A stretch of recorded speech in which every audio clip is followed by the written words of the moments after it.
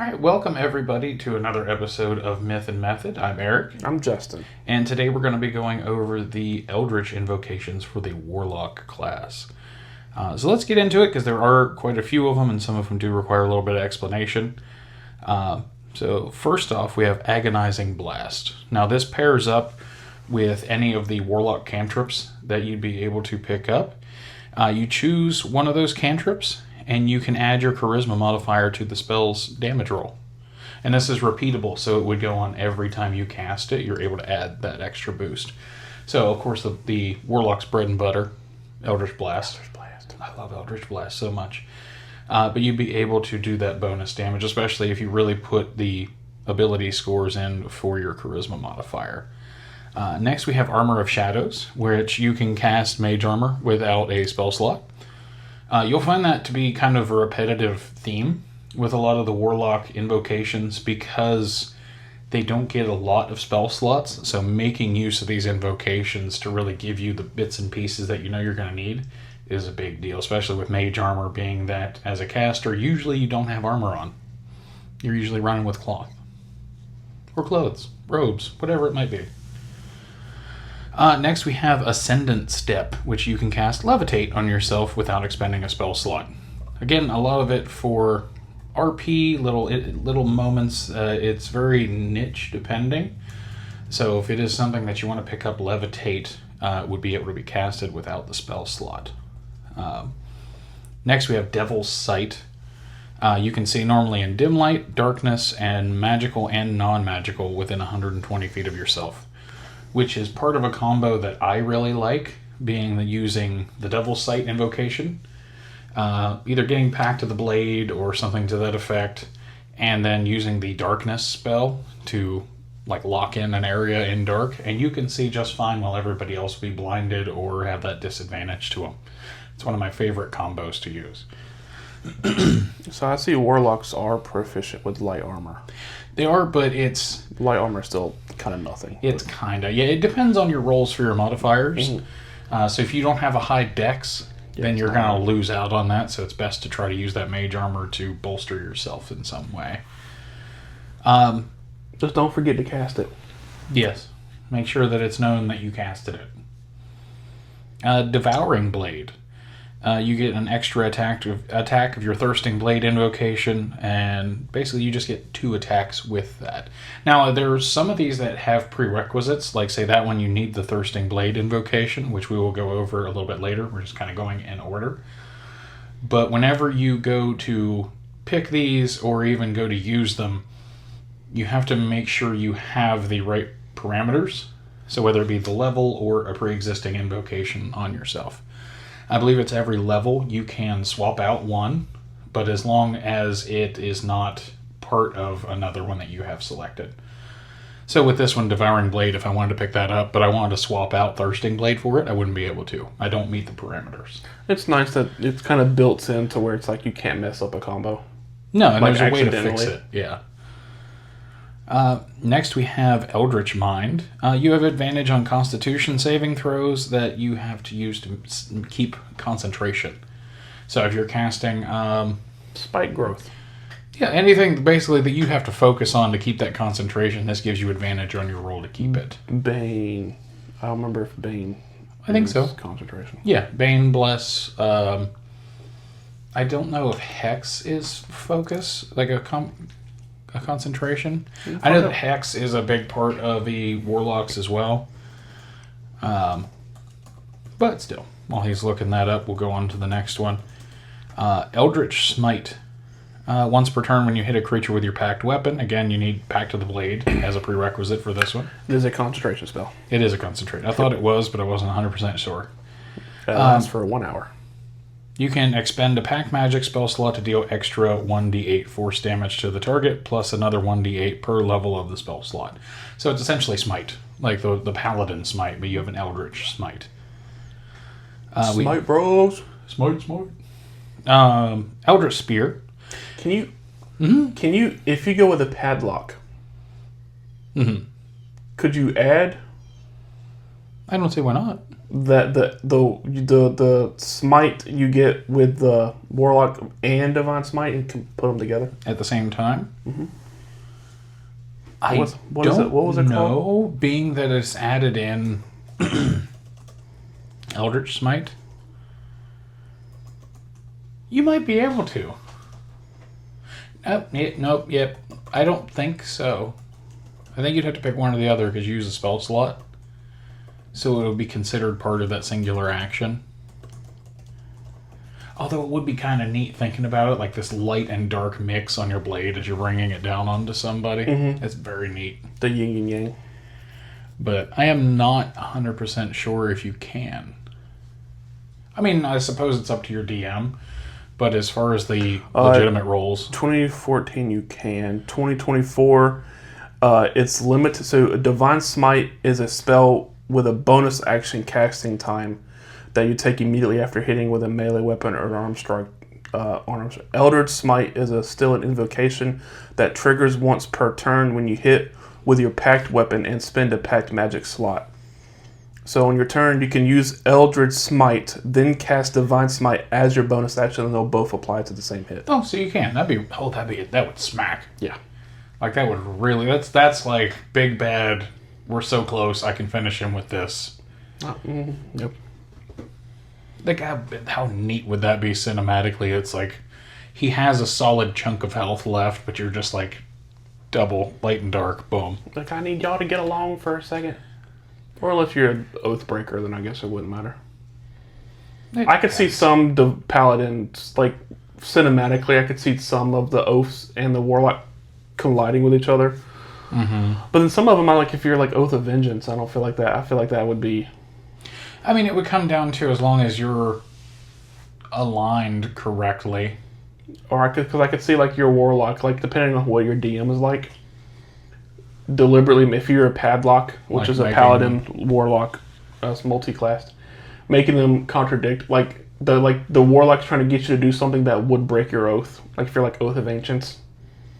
That would really, like, you'd be torn between the two of them, and then you'd have to follow one or the other because they'll take away your power or punish you. But, anyway. Eldritch Spear, which again affects your Warlock cantrips. You choose one of those cantrips that has a range of 10 plus feet, and you're able to extend that distance out to 30 times your Warlock level. So if you're level 5, it's 150 feet that your spell can reach. So again, that's massive damage at a distance without losing the accuracy of it. So I'm going to stay back here. I'm going to stay up here with the wizard. Well, y'all. Oh yeah, and just be like raining down cantrips. It's one of the things that I really like about the Warlock is they focus heavily on the cantrips with the invocations, or a lot of them, and they make it to where they're relevant. Because not everybody, a lot of people kind of shit on cantrips being that they're free, they're not the high-end damage, they don't do a lot of effects, they're usually very direct. But with a Warlock, with the proper invocations, you can turn them lethal. Every time I've built a character that uses cantrips, I usually go for the more utilitarian cantrips, though, than I do damage. I'll go for, like, message, prestidigitation. Like, I'll go for things like that instead of... It just depends, again, on how you want to build. But I usually play martial classes, so I don't really need a damage cantrip. True. Now, whenever you're playing a caster, you have to have that freebie. Otherwise, if you run out of your spell slots, then you're just standing there like, I'm creating rocks. You're like... Or trying to do what you want to do and cast a spell and then punch somebody, but you, like... You limp-wristed. Next we have Fiendish Vigor, which is you can cast False Life on yourself without expending a spell slot. And with this False Life, you always roll the max roll, giving yourself temporary hit points. Which is a solid start of the day kind of deal. Or in a very tight situation, being able to use it. Or use it, save it for, like, if you're in a fight, you're starting to get low on health. It's a little pick-me-up. What's nice, though, is you don't have to... It's not a, like, once-a-day thing. Say, if you cast it, somebody hits you, you can use an action to redo it, or after a fight, redo it. It's just a free cast of it. That's the base level false life. Gaze of Two Minds. Now, is that a once per turn? Or, I mean, a once per short rest, once per long rest? Or is it just... It's just action. Well... But it's only on yourself. Well, yeah, but... But yeah, no, it's indefinite. It shows in the actual rule book, it does not have a stipulation on that. Figure. Stop hitting me! Stop it! Like, well, you're not hitting back. He's just going to keep doing it. I need health. Gaze of Two Minds. Using a bonus action if you're in combat. Obviously, it's a free action if you're outside of it, because that stuff just kind of re-ups. You go to a willing creature and perceive through its senses until the end of your next turn, as long as the creature is on the same plane of existence. So you can't, like, all right, I'm going to communicate with you, get all your senses, and I want you to go into the portal. It won't work that way. This is something that you would use... I personally would probably use it for espionage or intel gathering if you have either a... Bocephus? Bocephus. If you have a Bocephus that would be able to fly around and look for things, Gaze of Two Minds would be something you would basically commune with it and be able to perceive through his eyes. Or smells or feels or whatever it might be. A lot of that stuff be like sneaking in through small holes. If you have a rat or something that you'd be able to go in, or a druid that's able to transform, you can kind of keep an eye on them using that invocation, which is really neat, especially for RP. And I remember you saying that they get that thing that I didn't know, that you also get the benefit of there. Mm-hmm. Like if it's a, you were saying, like if it's a dog, and they've got like that extreme sense of smell, you also perceive that same smell. So, like a hawk, something with like amazing eyesight, you would have what they're seeing with their amazing eyesight. So you could potentially get like advantage. To an extent. Like if I'm like, hey, I'm peering through their eyes, I'm trying to see something. Well, all right, well, I'm like, well, they got... Yeah, I mean, it's... As a DM, I would personally probably allow the advantage. I'd like a perception, like yeah. Fair point. Like if that's something that they excel at. But it would be like only... But it would be specific. Like if you're like, I'm trying to see something and the thing that they have has exceptional eyesight. Mm-hmm. Or if they're like a dog where do I smell anything? Yeah. It had to be, it wouldn't just be a general. Are we lost in a cave? I need to smell fresh air. Mm-hmm. Like, oh, okay, yeah, no, this is coming from this way. That makes sense. Next we have Gift of the Depths. You can breathe underwater and you gain a swim speed equal to your speed. You can also cast water breathing once without expending a spell slot. You regain that ability after a long rest. So you immediately have it, but then you can cast water breathing for free once a day. So, in my eyes... You're like a pirate. You are, because the way that it explains it is that you already have all those abilities. You can breathe underwater and you have a swim speed, but you can give water breathing to somebody else. So if somebody's drowning, dive right in, go after them, cast water breathing, and then they're okay, and you're able to rescue them back up and out. That's immediately what popped into my head, which is really cool, especially if you're doing, like you said, like a pirate-themed campaign, or you're doing something out on the ocean, or there's an underwater city or castle or ruins, something like that. It would really be helpful. We have Gift of the Protectors. This one is mainly used whenever you have Pact of the Tome, when you have like the black book that you would keep extra spells in. You can put, I think it's up to your charisma modifier's number of names into your book, so your party. Let's say I have a party of 4, my charisma's a 5, I can put all of their names into my book. And then if they drop to 0 health, they're immediately rezzed with 1 HP left. So it's like a good kind of revive that you just carry around with you. We have Investment of the Chainmaster, which uses Pact of the Chain invocation. When you cast Find Familiar, you give them a special ability. So aerial or aquatic, they would either gain a fly speed or a swim speed of 40 feet. Quick attack. As a bonus action, you can command the familiar to take the attack action. So on your turn, you can use your bonus action in place of their attack. So let's say you have the spider has a venomous bite. You're able to maybe poison somebody with your bonus action, then take your action to hit them. So you can kind of throw together combos if you're using the Pact of the Chain.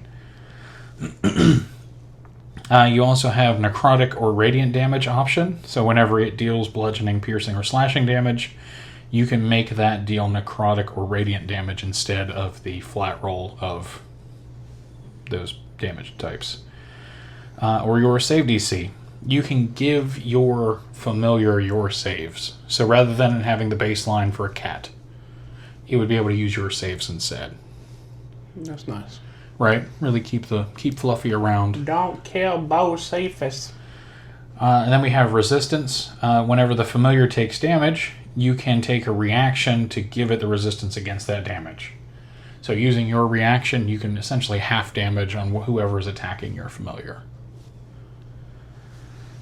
We have lessons of the first ones. You receive knowledge from an elder entity. It allows you to gain one origin feat of your choice, and this is repeatable. You gain this invocation more than once, so you can pick it again and again and again. Each time you do so, you have to choose a different feat, obviously. So you won't be able to pick the same feat over and over and keep getting multiples of its powers. Life Drinker, which I think is really neat, comes with Pact of the Blade. Whenever you hit a creature with your Pact weapon, you deal an extra 1d6 necrotic, psychic, or radiant damage of your choice. And then you can expend one of your hit point dice to roll it and regain a number of hit points equal to the roll plus your Constitution modifier. So when you get Pact of the Blade, you're able to do this basically vampire-esque like life drain. Next we have Mask of Many Faces. So you can use Disguise Self without expending a spell slot. Master of Myriad Forms. You can cast Alter Self without expending a spell slot. Then you have... It's a lot of like the freebies for RP on that side of things. Like a lot of like, again, espionage. Being that your charisma modifier is usually higher as a warlock, you're able to make those persuasion rolls, deception rolls, things like that, and then adding on like you're one of their friends' faces would just give you even more of a boost. Misty Visions. You can cast Silent Image without expending a spell slot. Again, something used for deception or espionage, being able to make somebody see something that's not actually there. One with Shadows. While you're in the area of dim light or darkness, you can cast Invisibility on yourself without expending a spell slot. That one is really cool for the same use, again, like sneaking, espionage, that sort of thing, I think. Or even if you comboed Warlock and Rogue classes together, you could really pull off some neat stuff there. But as long as you're in dim light or darkness, you basically can go invisible completely. Cool. Otherworldly Leap. You can cast Jump on yourself without expending a spell slot, if I could talk. Hey, it'd be hard out here in these streets, bro. We then have Pact of the Blade. As a bonus action, you can conjure a pact weapon in your hand, a simple or martial melee weapon of your choice, with which you bond. Or you can create a bond with a magic weapon that you touch. You can't bond with a magic weapon if somebody else is attuned to it, or another warlock is bonded with it. So essentially, you can just pick up whatever, bond with it, and immediately become proficient with that weapon. That's cool. Like, I don't know. And that's until the bond ends. You have the proficiency with the weapon, and you can use it as a spellcasting focus. When you attack with a bonded weapon, you can use your charisma modifier for the attack instead of strength or dexterity. So it automatically kind of forms around you and what you should be good with. You can also cause the weapon to deal necrotic, psychic, or radiant damage, or just its normal damage type. So you can shift between those as you need. The bond only ends if you try to bond with another weapon, if it is more than 5 feet away from you for more than a minute, or if you die. If you conjured a weapon and this happens, it dissipates. Which is really neat. I always like the Pact of the Blade, because it always combined like the best between like martial class and caster. They really kind of like intertwine really well with the Pact of the Blade build. And those for you that don't know, because I didn't know exactly what it did. The jump spell, for the 2024 rules, you have to sacrifice 10 feet of movement, but then you can jump for 30 foot. Because normally jump is like your strength modifier plus like random. So you could jump 30 foot. So you could I could move 20 foot then jump 30 by casting jump on myself. This is actually a really good combo, especially even for outside of combat. Like leaping across rooftops. It's like, oh, I can't make it. It's like, jump. And yeet. Yeah, and the jump it's a bonus action. It lasts for 1 minute. So next we have Pact of the Chain. You learn the Find Familiar spell and can cast it as a magic. There's a net flying around my face. I'm like, yeah. Intruder Alert. I need little anti-aircraft guns just turned and start just firing at random. Pact of the Chain, you get the Find Familiar spell and can cast it as a magic action without expending a spell slot. When you cast it, you can choose one of the normal forms of Find Familiar, or you can choose from an Imp, Pseudodragon, Quasit, Skeleton, Slod Tadpole, Sphinx of Wonder, Sprite, or a Venomous Snake, which I think I'd like the Venomous Snake the most. That or the Pseudodragon. Those are so neat. Additionally, when you take an attack action, you can forego one of your own attacks and allow your familiar to make one attack of its own with its reaction. So you can be like, I'm not going to attack this turn, but he can use his reaction to attack again. So let's say they're weak to the venom that would be cast from a venomous snake. It's like, well, keep hammering it home. Adorable. What's that, Pseudodragon? Yeah. We'll have one posted up right here. He's adorable. Pact of the Tome. So you conjure a book, basically, that's going to keep your spells in it. At the end of Short and Long Rest, the Book of Shadows, as it is called, you can essentially add in spells that you wouldn't normally have prepared into this book to be able to cast them. They can be from any class spell list, but they must be spells you don't already have prepared. So it's like an extra set of prepared spells that you keep with you. While the book is on your person, you have the chosen spells prepared, and they function as warlock spells for you, so that you would use your warlock spell slots. Spellcasting. It can also be used as a spellcasting focus. I never really paid much attention to the spellcasting focus. I always saw that more as like a flavor thing, but I guess that's actually part of as a caster, you have to have a focus. Yeah, like Harry Potter, they have to have wands. Yeah, but in the world of Harry Potter, not everybody has wands and they can cast. Well, some of them are just OGs. Some are just more powerful than others. It's not necessarily that. It's just how they're taught. I don't know. Did you play through Hogwarts Legacy? Yeah. What's her name? She grew up in Africa, going to the school there. Oh yeah, and they didn't use wands. Repelling Blast, again another combination with your cantrips. This one, when you hit somebody with it, you're able to launch them 10 feet back from you, and this is repeatable.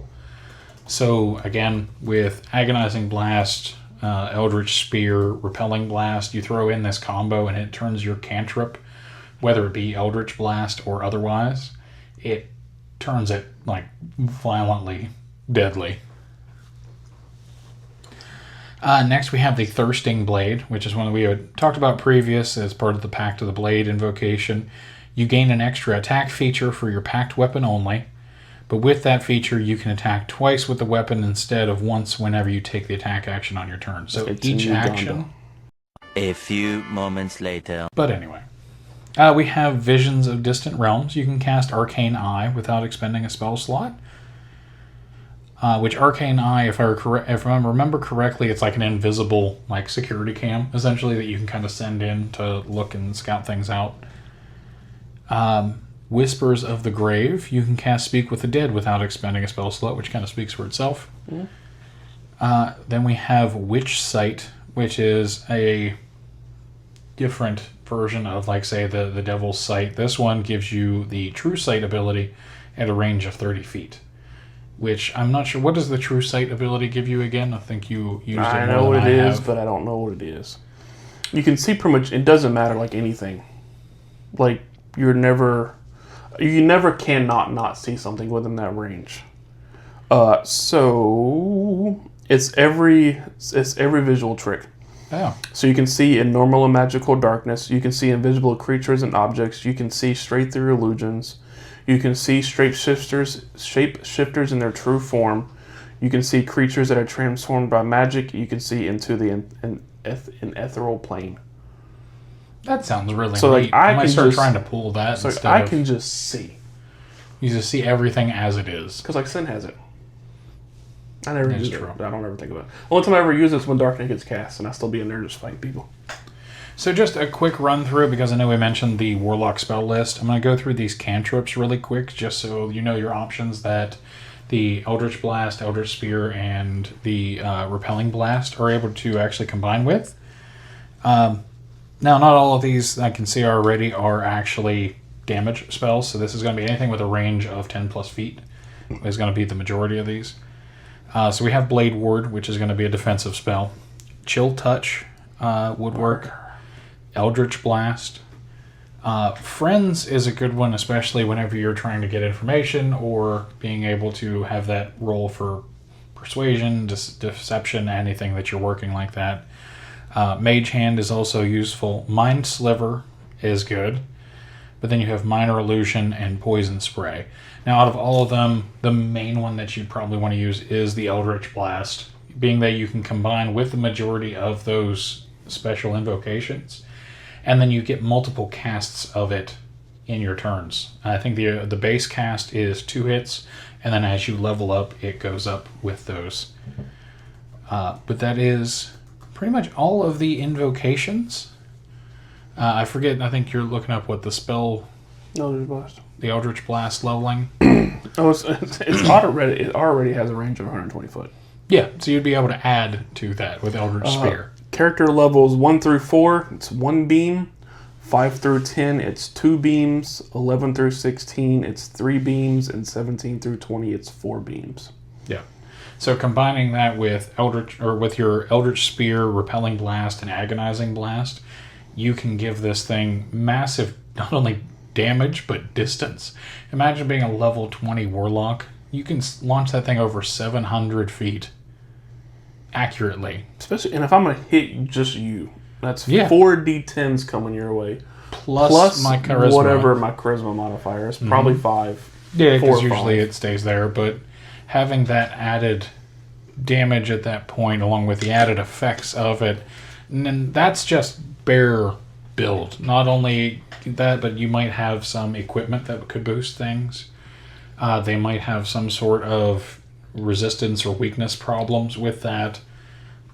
Being able to hit somebody with a spell like that strong from that distance, is a huge boost to the Warlock class. I think force damage is one of the least. It's very difficult to get any kind of resistance to force damage. So one of the that's what I was trying to say. One of the things that like most things don't have. Right. Because it's just literally a lot of things impact. have psychic damage. A lot of them have necrotic damage. But not a lot of things have force damage. That is true.